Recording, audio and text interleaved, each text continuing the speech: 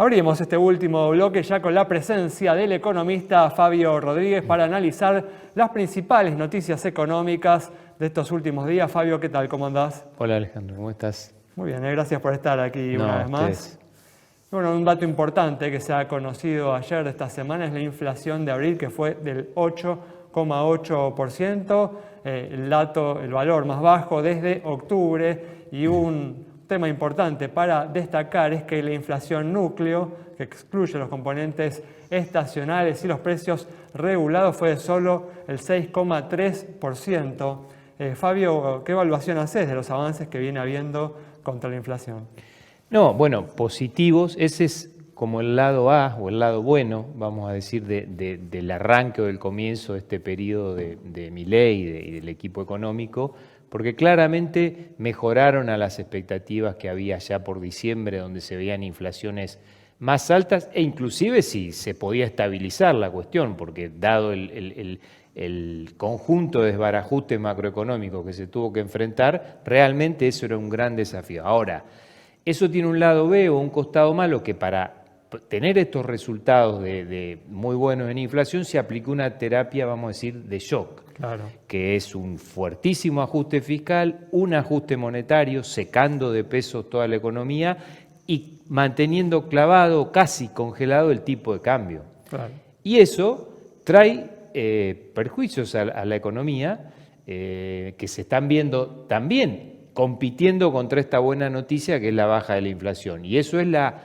enorme recesión económica que hay en sectores muy importantes para la economía, que es la construcción, la industria y el comercio, básicamente. Argentina no sale solo con la agroindustria y los recursos naturales y la minería, que es menos del 20% del PIB. Entonces, esa parte del costado malo empieza a tener también sus consecuencias, más que nada en los ingresos y en el desempleo o en la pérdida de puestos de trabajo. Entonces, hoy estamos coexistiendo con esta noticia buena, que es la inflación, pero que no va a lucir del todo mientras empiecen también a estar estos temas de la recesión y sus consecuencias, ¿no? Sí, en 2 minutos casi como que respondiste todas las preguntas que tenías, ¿no? Bueno, cambié pero vamos a detenernos por un instante y vamos a detenernos en el tema inflacionario, ¿no? en el aspecto positivo, ¿no? de todo esto que señalás.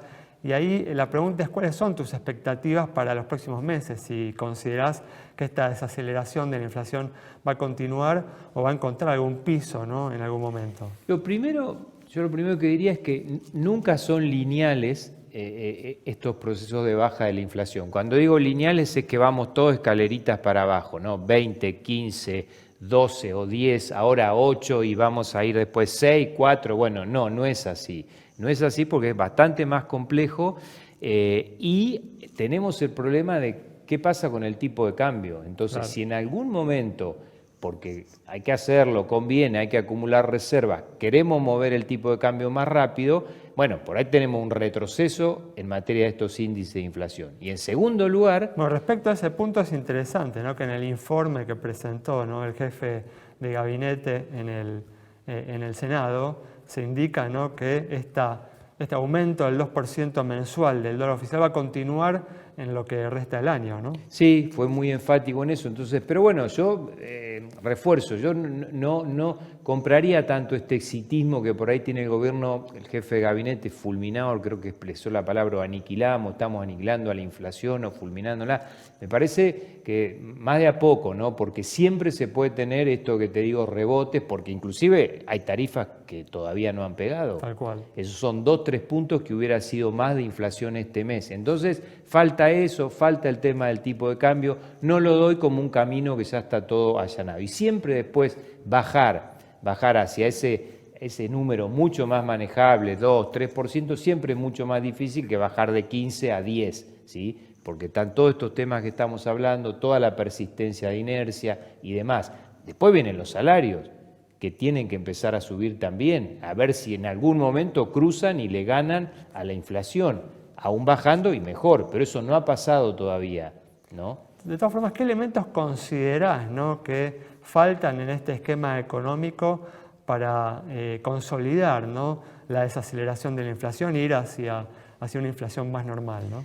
A mí me parece que al esquema y al equipo, al programa, le falta explicitar más, como decimos siempre, hoja de ruta hacia dónde quiere ir, ¿no? Pero no en los próximos 20, 30 días, sino en un horizonte más amplio, porque no ha definido cuestiones tan básicas como, bueno, el cepo, ¿cuándo lo desarmo? ¿Con qué timing? ¿De qué manera? El cepo sigue siendo un recontra cepo, no hay nada ahí todavía, ¿no? Bueno, la política... Además hay una gran incertidumbre respecto a qué va a suceder, ¿no? El tipo de cambio entonces, cuando se abre el cepo. Exacto, ¿no? Entonces nos estamos preguntando todo el tiempo cuándo se desarma eso, cómo se abre. Bueno, ahí hay que dar un poco más de certeza o empezar a hacer un trabajo más paciente de ir desarmando cosas que están atrás de ese cepo. Y lo otro es, no ha definido tampoco una política monetaria sobre la cual trabajar. Entonces, el plan hoy te diría, bueno, es la ruta fiscal, la hoja de ruta es fiscal y nada más. Me parece que eso es poco para darle más horizonte a la economía, a lo que se necesita, inclusive para que haya más confianza y más inversión, porque a pesar de todos estos buenos resultados, aún la inversión es una variable ausente, ¿no? No, justamente no mencionás, ¿no? Que como otro de los puntos positivos, como una de las anclas, ¿no? del programa actual, el tema fiscal, pero mencionaste, ¿no? hace instantes que justamente, ¿no? para lograr estos avances que se vienen dando contra la inflación se vienen posponiendo subas de tarifas, ¿no?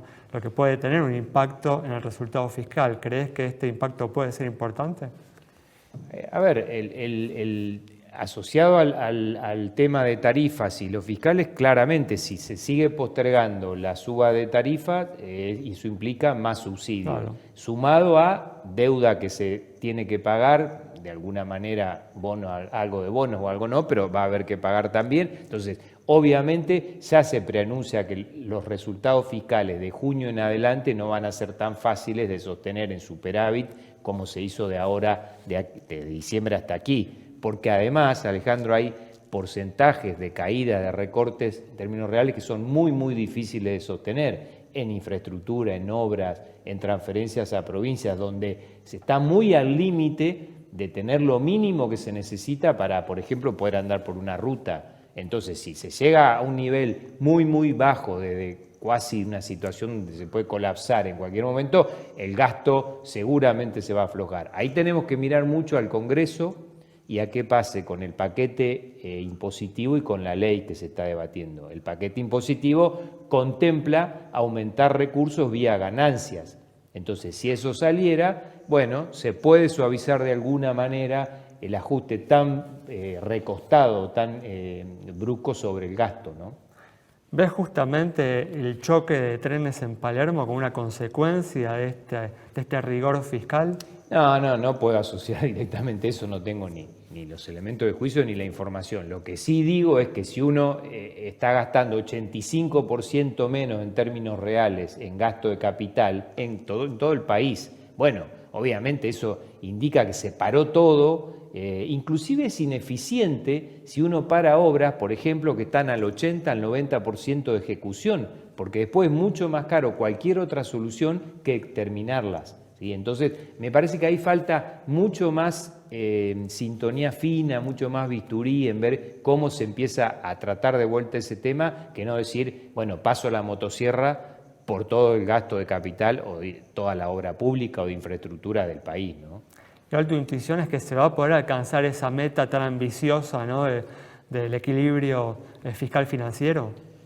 El fiscal, aclaremos como un tecnicismo quizá primario sí, antes del pago de intereses, pero quizá el otro no y ni siquiera es necesario, porque si Argentina va poniendo pilotes en términos de confianza... Si hay equilibrio primario... Exacto, bajando el riesgo país y demás, lo ideal es que se pueda obviamente refinanciar, hacer lo que se dice técnicamente rollover de intereses que van venciendo y también de amortizaciones que van venciendo, que empiezan a ser muy importantes a partir del año que viene, ¿no? Tal cual. Bueno, muchas gracias, Fabio. No, a usted. Cerramos entonces el programa de hoy con el detallado análisis del economista Fabio Rodríguez sobre la situación de la economía, los avances que viene habiendo en materia inflacionaria, pero también los interrogantes que surgen en el resto de los ámbitos de la economía. Y nos reencontramos el próximo miércoles a las 20:30 aquí en Metro.